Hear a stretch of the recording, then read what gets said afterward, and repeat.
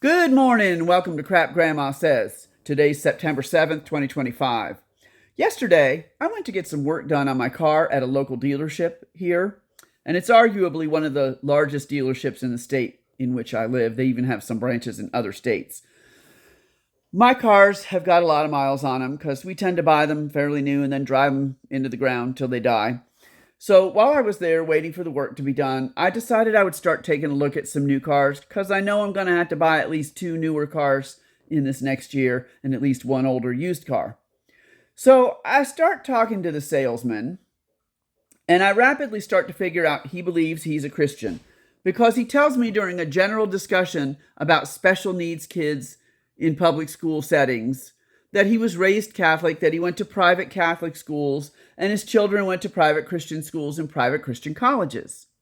Now, as a former fundy cultist member myself, when he relays that information to me, my radar went up, because usually those folks are the same ones who are Trump lovers, and he was.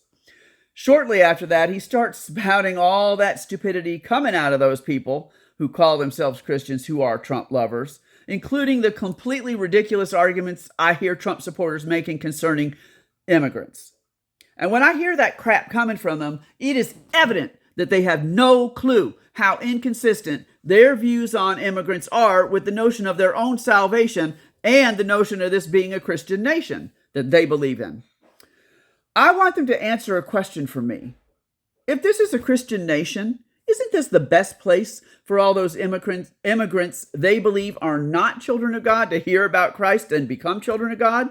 Or do they not really believe in leading those they don't believe are children of God to become children of God? I want to know which is it, because you can't have it both ways. And before any of the numbskulls who believe this say they can find God in their own country, that's pretty darn hypocritical and sinful, since you would be pushing it off on somebody else to get them to God when the Bible commands you to reach them, especially in light of the fantastic opportunity you would have to reach them right here in your own backyard in this country founded, you believe, on Christianity. That's your belief, not mine. The hypocrisy in what you're doing is astounding. So as soon as this situation happened, not only did I know I was never, ever, ever, ever going to buy a car from that man, I also knew I was going to talk about it here because the irony of that situation practically wrote my post itself. Now here comes the snark and the truth of the matter. You got Trump-loving, anti-immigrant Christians thumping their Bibles with one hand and building border walls with the other, and apparently forgetting that Paul, the guy who wrote most of the New Testament, literally built his entire theology around the idea of outsiders being grafted in.